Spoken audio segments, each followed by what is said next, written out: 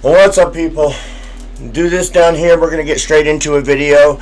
All you people that want to fucking complain that Trump, Zelenskyy, and Vance in the meeting went too far. Oh, poor Zelenskyy. This is the cost of war, and you don't usually get to see it. The Democrats want to steal your tax money. They're getting kickbacks from Lockheed Martin, places like this, the defense companies that are funding this Ukrainian war with the Russians. This right here, what you're about to see, you're not going to see a lot of places. And if this video gets taken down, you might want to watch it to the end. So we're just going to jump right back in. Alright. Like I said, do that thing right there. I don't care. Comment.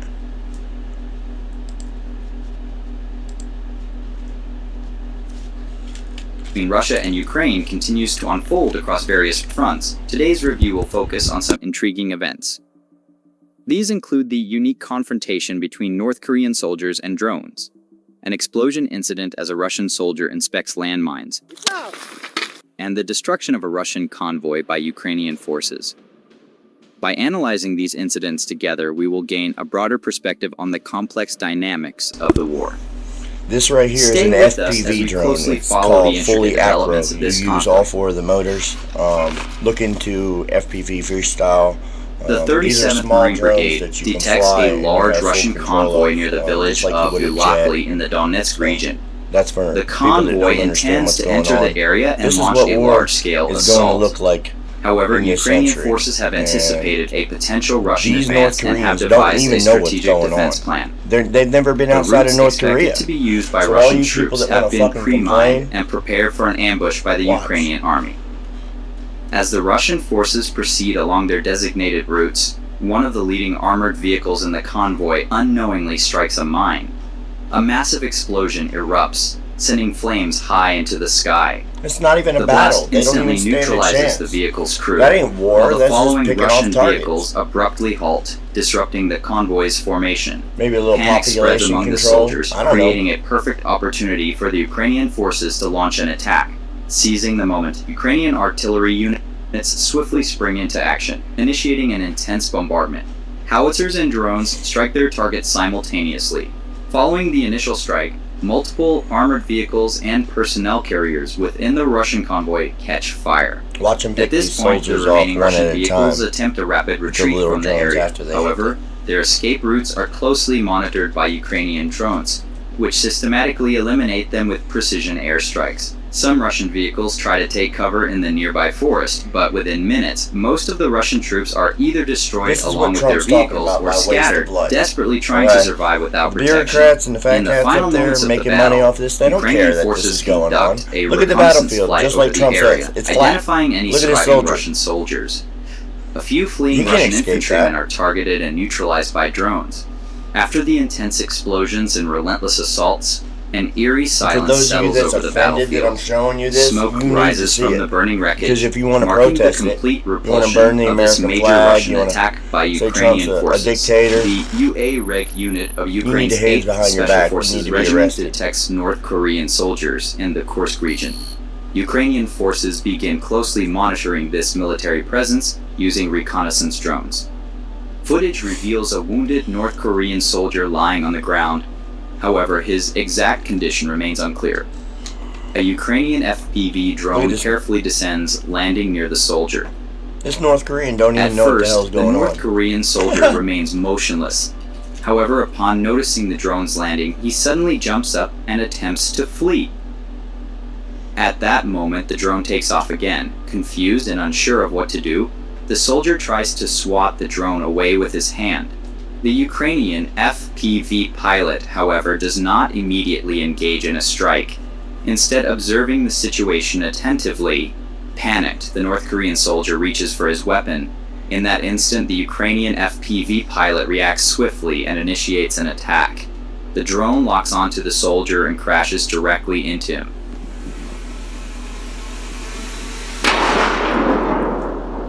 The ensuing explosion kills the North Korean soldier on the spot. The 1st Assault Battalion of Ukraine's 92nd Assault Brigade detects Russian infantry in the Nikolaevsky area of the Kursk region. Damn, I hope I don't get in Footage trouble for reveals showing numerous this on wounded YouTube. Russian soldiers struggling to survive. But I ain't here to... Many have lost their comrades and are now completely alone.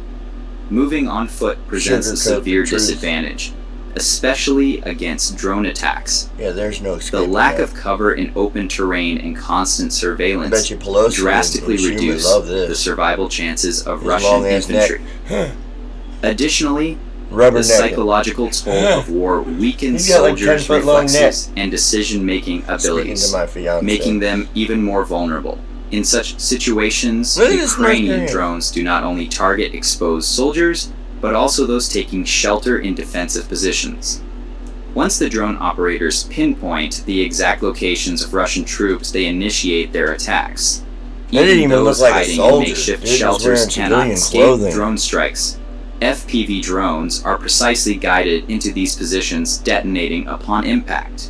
The use of drones in warfare has fundamentally altered the dynamics of modern combat. When I heard about it Unmanned aerial vehicles not only serve as reconnaissance tools, but also play a crucial role in directly eliminating targets. I could put a drone for infantry moving in open terrain. Evading drone strikes has become nearly impossible. Wherever I need to. Russian troops often attempt to survive by taking cover in open fields or temporary shelters. However, drones equipped with advanced thermal cameras and precision guidance systems can easily detect these positions. Wounded or exhausted soldiers become particularly vulnerable as they lose mobility, further decreasing their chances of survival. Some soldiers attempt to defend themselves by retreating into shelters, but these structures offer minimal protection. FPV drones are directed straight into these hideouts, neutralizing their occupants. The resulting explosions leave no chance for escape, ensuring complete destruction of the targeted positions. Finding a secure shelter on the battlefield is crucial for infantry, especially those moving through open terrain. However, with modern warfare technologies, these hiding spots are no longer as safe as they once were. Russian forces, facing harsh weather conditions and exposed positions in open fields, attempt to conceal themselves behind small structures or natural obstacles. Thanks to unmanned aerial vehicles, UAVs, and advanced reconnaissance systems, such hiding places are quickly detected.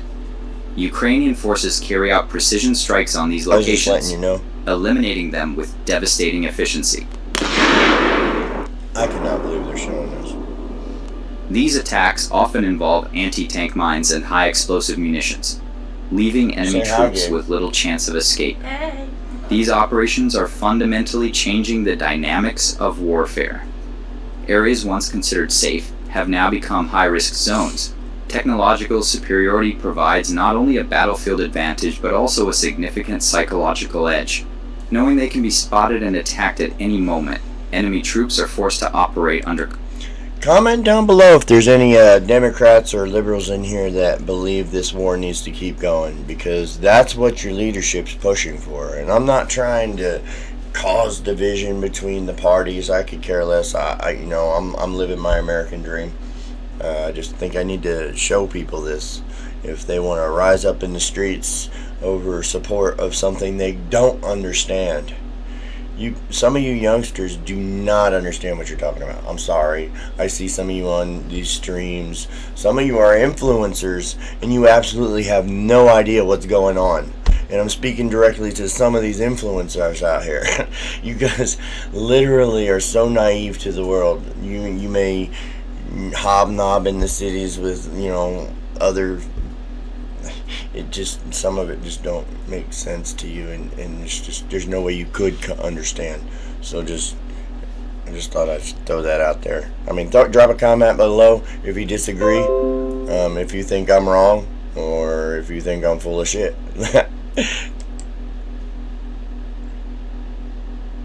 Constant pressure. Ukraine has developed a new tactic by deploying TM-62 anti-tank mines using UAVs. This method allows mines to be placed deep into enemy lines safely and effectively. Specifically, heavy-lift drones, known as Baba Yaga, are used to drop TM-62 mines into enemy-controlled areas. During nighttime operations, these drones equipped with thermal cameras silently infiltrate enemy defenses and strategically deploy the mines. This tactic is primarily aimed at restricting the movement of enemy armored vehicles and disrupting their supply lines. The TM-62 is a circular Well, I'm not anti-tank monetized, so I mine guess I weighing don't have to worry approximately about 10 it if kilograms, they don't like the containing video. 7.5 kilograms of high Got explosives. that going for me. Originally developed by the Soviet Union, this mine is still widely used by both Ukraine and Russia. Tests have shown that the TM-62M variant is effective against heavily armored vehicles like the Centurion tank. Ukraine's integration of these mines with UAV technology highlights how modern warfare is evolving. These innovative tactics provide greater operational flexibility, enabling more effective engagements against enemy forces on the battlefield. The 426th Unmanned Systems Battalion detected a Russian 2S-4 Tyolpan self-propelled mortar in a forested area northeast of the village of Kostoraisove in the Kherson region. This powerful weapon was camouflaged and deployed in the dense woods, unaware that Ukrainian forces were monitoring its movements.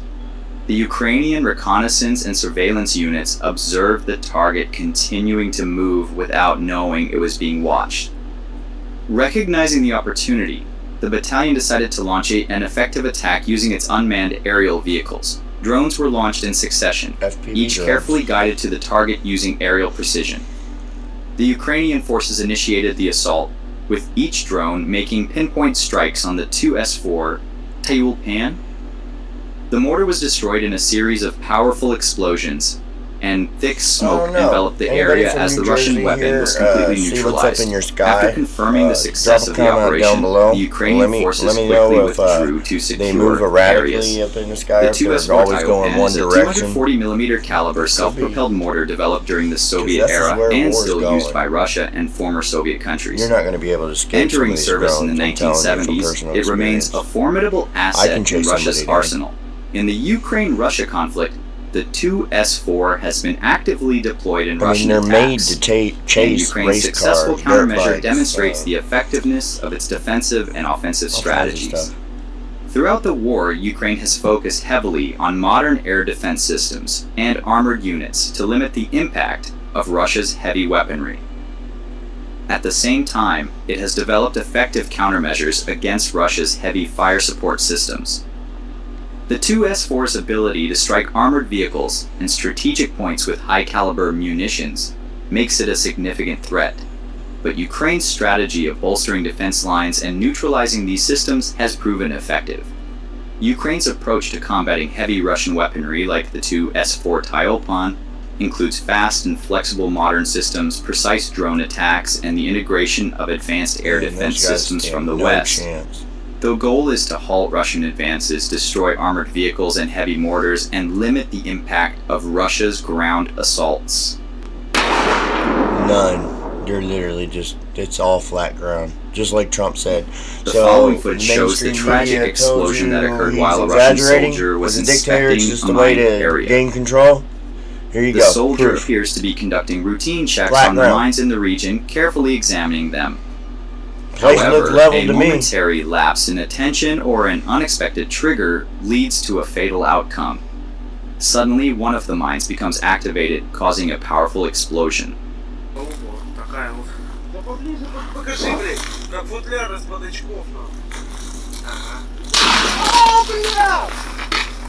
Damn. Mines that have been buried underground for extended periods can become more sensitive due to environmental conditions.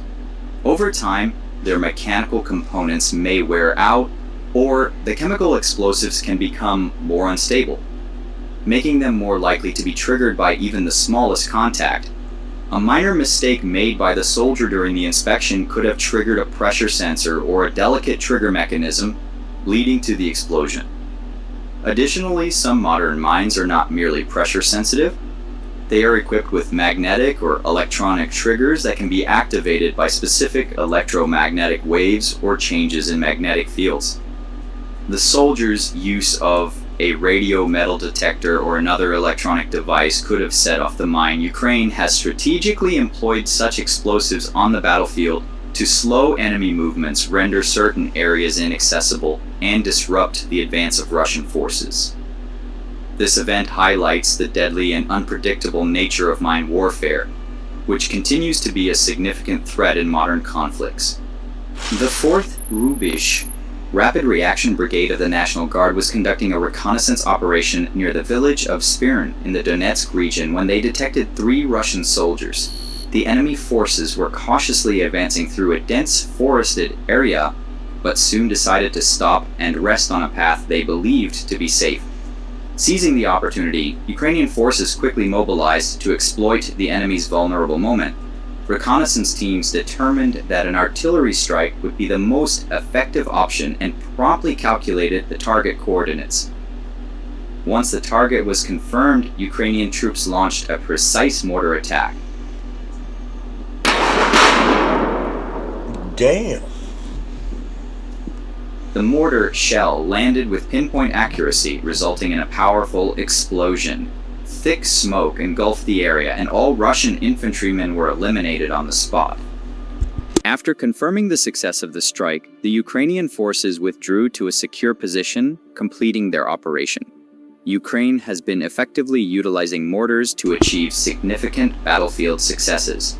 Particularly on the Bakhmut front, mortar units undergo regular training to enhance firing accuracy and conduct well-coordinated operations, reducing the likelihood of unplanned shots. These training exercises run parallel to ongoing combat activities, ensuring continuous skill development. To bolster its mortar capabilities, Ukraine has procured Alakrin mortar-equipped VAMT-AC vehicles from Spain, deploying these modern systems with the 210th Assault Regiment.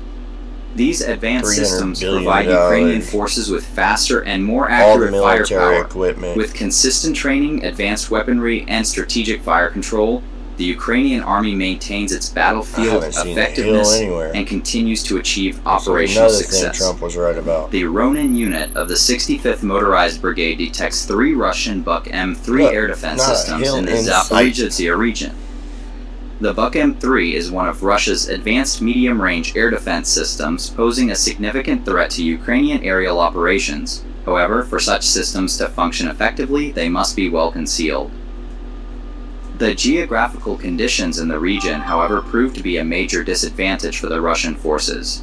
The Buk M3 batteries have been deployed among dried-out trees in an area lacking dense vegetation, making them easy targets for detection. Ukrainian drones quickly mobilize. After carefully analyzing their targets, drone operators determine the most effective angles for attack. The first FPV drone pilot locks onto the ammunition compartment of a Buk M3 system. As the drone approaches, it makes small adjustments to its trajectory before crashing directly into the ammunition storage, triggering a massive explosion.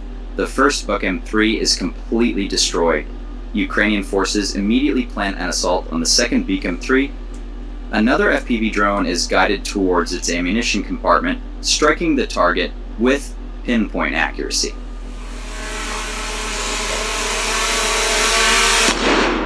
A powerful explosion erupts, engulfing the Buk M3 in flames. The final, third Buk M3 remains stationary and untouched.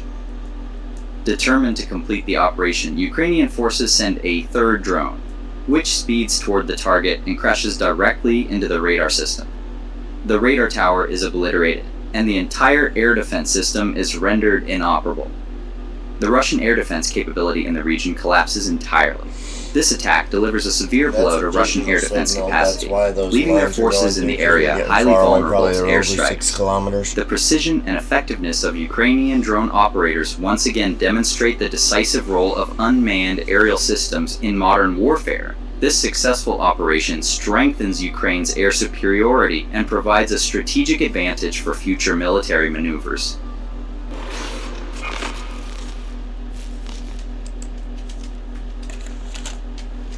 Alright guys, so thoughts,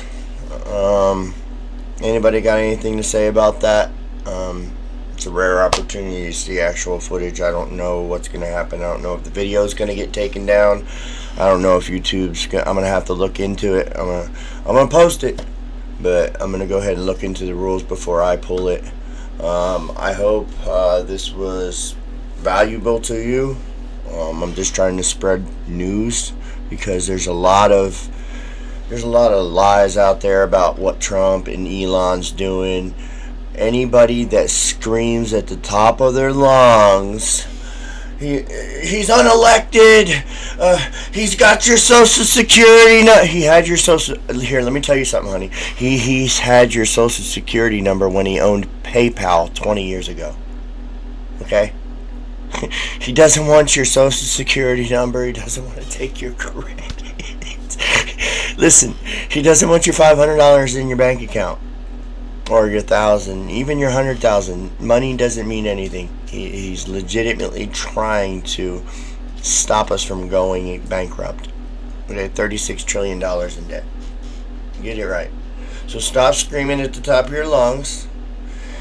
End that shit there, because if that doesn't end there, that's what's going to happen all around the world. And I don't think any of you guys are prepared for it. I don't think half of you living in the city that doesn't even have any kind of freedom of life, to move around like in the country, or shoot weapons, or practice, or even self-defense. I don't think you understand what that entails. So drop a comment. I appreciate a like. Or share this video so other people can see it. I'll have some other videos uploaded soon. The quality of my video depends on how many subscribers I get. I get some more subscribers, I'll upgrade my cameras and quality will be better, and I'll also have better images and shit like that. Alright, thanks.